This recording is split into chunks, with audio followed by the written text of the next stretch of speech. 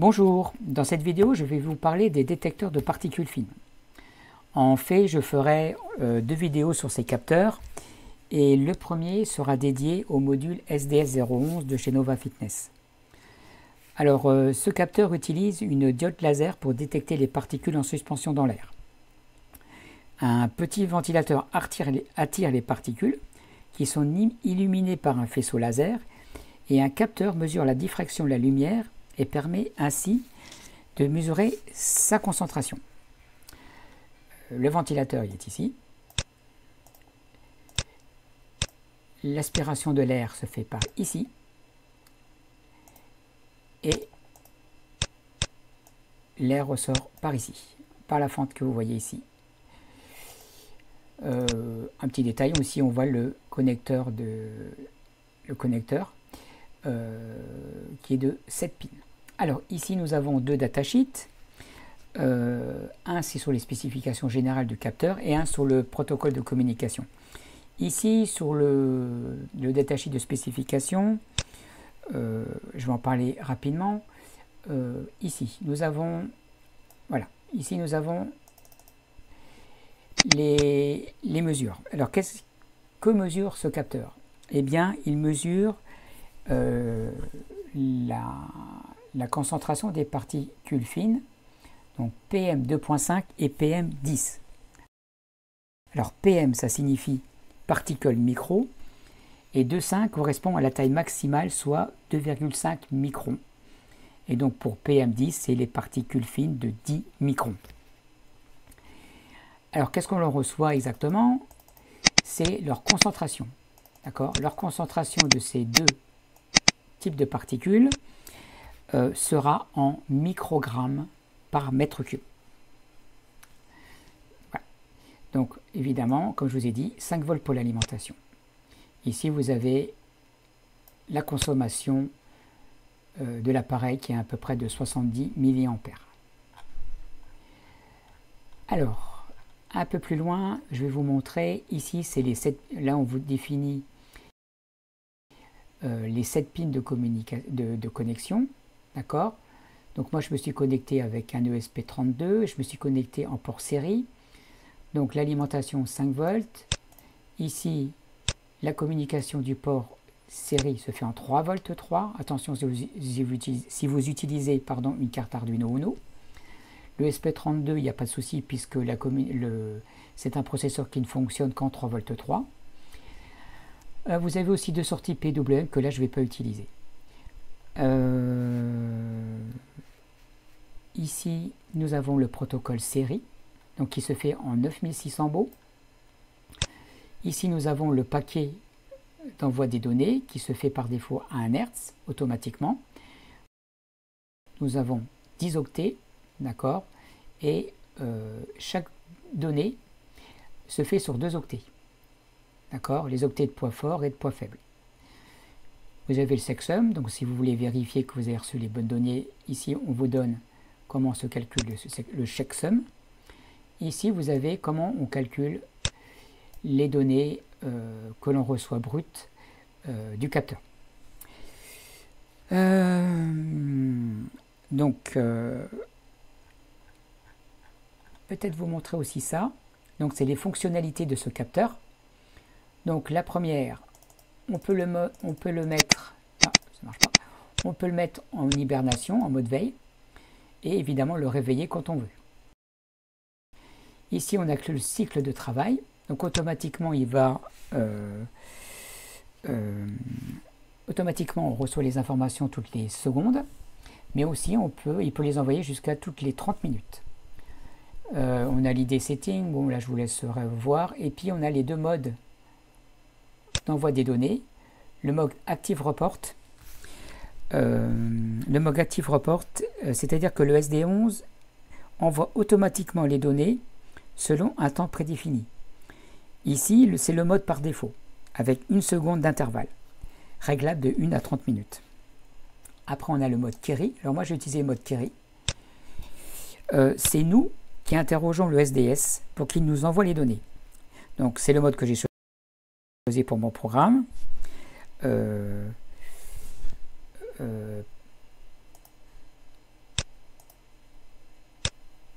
Alors, après, voilà. Donc après, et puis là, on arrive à la fin. Donc, je ne vais pas m'étaler dessus. Après, nous avons aussi le protocole. Ici, nous avons dans le datasheet tout le protocole. D'accord? Ici, voilà.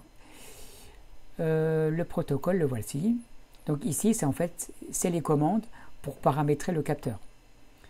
Donc celle-ci est importante, hein, puisqu'elle permet de configurer le mode de communication avec le capteur. Donc il y a le mode actif. Alors, je ne sais pas si je peux vous le...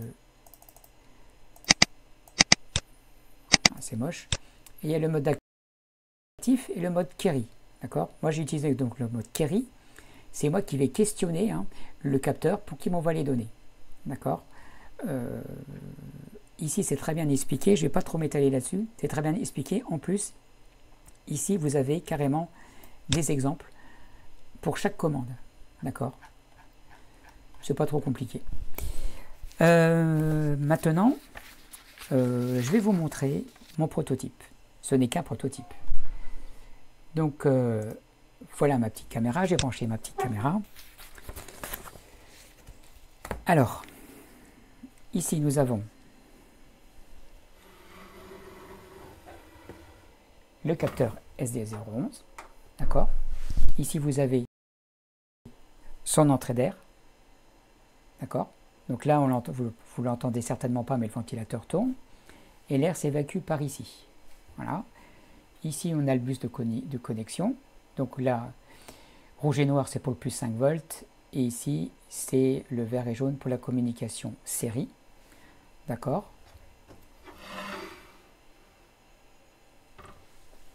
Ici, on a le SP32. Ici, on a un afficheur OLED. Bon, ici, il y a deux boutons poussoirs. Il n'y en a qu'un qui sert d'ailleurs. Voilà, les deux boutons poussoirs, il y en a qu'un qui sert. En fait, j'ai réalisé un serveur web avec ce module. Donc, au départ, il cherche un routeur. Et donc, en fait, c'est une boucle indéfinie. Donc, s'il n'y a pas de routeur, en fait, le programme se bloque. Donc, s'il ne trouve pas de routeur, il suffit d'appuyer sur le bouton poussoir ici. Et on passe cette boucle et on continue le programme et on se passe du serveur web. Hein, puisqu'on reçoit les informations aussi sur un afficheur OLED. Là, c'est un noir et blanc en 128 par 64 pixels. Important aussi, un capteur BME280. Ce capteur permet d'avoir la température, le taux d'humidité et la pression. Ici, je l'utilise pour la température et aussi pour l'humidité.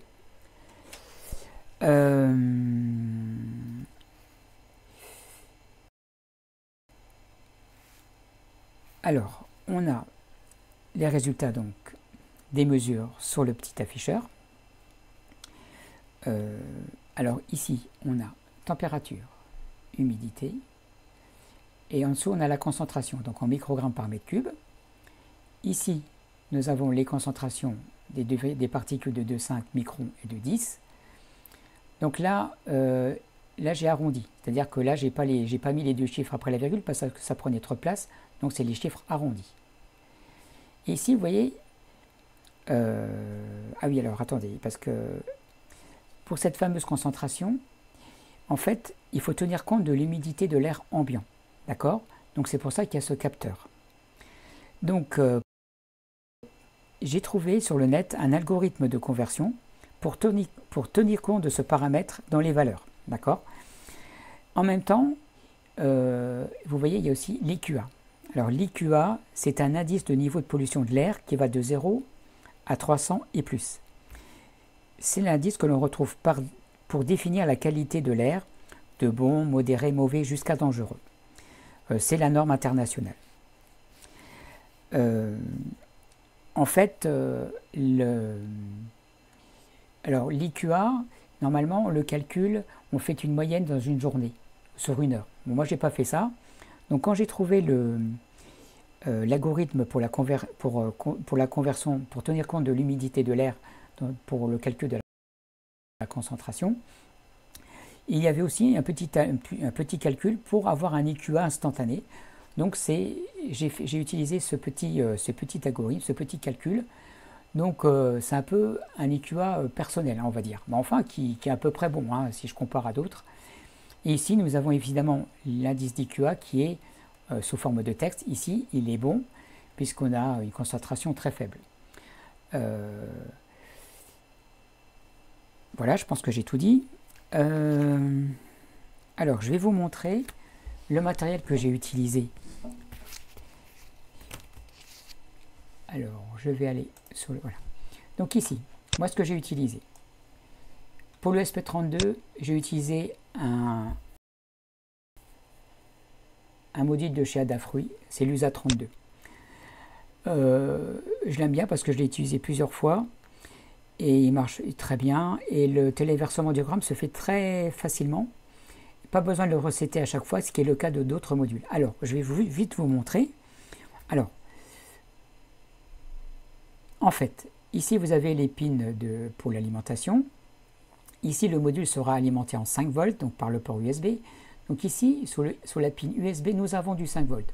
Donc j'ai récupéré le 5 volts sur la pin USB, d'accord, pour alimenter mon capteur SDS011, d'accord, évidemment pile à masse. Hein. Ce que j'utilise aussi, c'est les pins serial, hein, puisqu'on communique avec le port série avec le SDS011. Donc les pins sont ici, elles sont paramétrées ici en RxTX. C'est le port série numéro 2, hein, pour info. Et donc j'utilise aussi le port I2C. Pourquoi? Parce que le module BME280 et l'afficheur OLED communiquent en bus I2C. Et voici, donc là c'est les autres pins. Donc j'ai utilisé une autre pin pour le bouton poussoir. Voilà. J'ai donc le capteur BME280, ben, le voici. Hein. Bon, c'est du classique. Moi j'ai pris chez Adafruit. Voilà.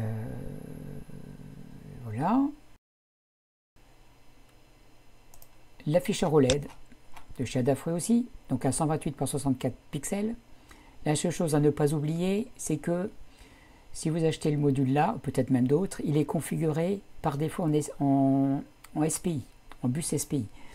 Donc si vous l'utilisez en I2C, il faut fermer, comme là c'est marqué, il faut ponter ces deux pins hein, qui ne sont pas connectés par défaut, donc il faut les connecter, ne pas oublier. Voilà, donc qu'est-ce que j'ai montré? Alors le SD011, on le trouve évidemment par exemple chez AliExpress. On le trouve aussi chez un revendeur français, Gotronic, le voici. Voilà, donc je vous ai montré ça, je réfléchis si je vous ai tout montré. Donc, alors, le programme. Alors, le programme, comme je vous ai dit, on les a sur l'afficheur OLED, qui est ici. Mais comme j'ai fait un serveur web avec le SP32, hein, puisque c'est un module où il y a le Wi-Fi et le Bluetooth intégré, donc j'ai fait une page web, donc ça se présente par exemple, voilà, donc là ici, vous voyez, j'ai tapé déjà l'adresse, 192.168.0.103 pour mon cas, et voilà. Donc voici la page web qui apparaît, d'accord. Donc avec un taux de rafraîchissement, je crois, tous les 5 secondes, hein, qu'on peut modifier. Voilà, donc ici nous avons la température, ici nous avons le taux d'humidité, ici nous avons les concentrations des particules de 2,5 et 10 microns, l'indice IQA pour les particules de 2,5 microns et de 10 microns. Et sous forme de texte, la qualité de l'air. Donc là, j'ai mis entre parenthèses, parce que je pense que les particules les plus dangereuses sont les particules les plus fines, donc les particules de 2,5 microns. Après, si on augmente, alors ce que je vais faire, je vais faire une pause. Donc voilà, donc là j'ai, alors je ne sais pas comment je vais présenter ça. Je vais vous montrer ça. Donc ici, je vais prendre mon fer à souder. Voilà, et puis je vais mettre un peu de soudure. Hein, voilà. Alors c'est du direct, hein. Ne m'en veuillez pas si c'est un peu spécial. Voilà. Voilà. Voilà, donc on va voir, voilà. Donc en fait, vous voyez, quand le taux de concentration de particules augmente, les valeurs évidemment augmentent. Ici, donc la qualité de l'heure, donc là, ça change. Là, on est vraiment très, là, c'est très dangereux. Et en fait, en plus, la couleur se modifie. Donc, d'accord. Donc, plus le taux augmente, plus les couleurs sont rouges. D'accord. Donc, c'est vert, jaune, orange, une sorte de magenta. Puis là, voilà. Là, on est en mauvais. Ah, puis là, ça redevient bon. D'accord. Voilà. Donc, on a les couleurs aussi qui changent. Je peux vous montrer que ça fonctionne aussi avec mon téléphone. Oups. Alors, mon téléphone. Ouais, voilà. Tac. Je sais pas si on voit. Pas faire de... Voilà. D'accord. Voilà ce que ça donne sur un téléphone mobile. Voilà. Ça marche tout en même temps. Hein.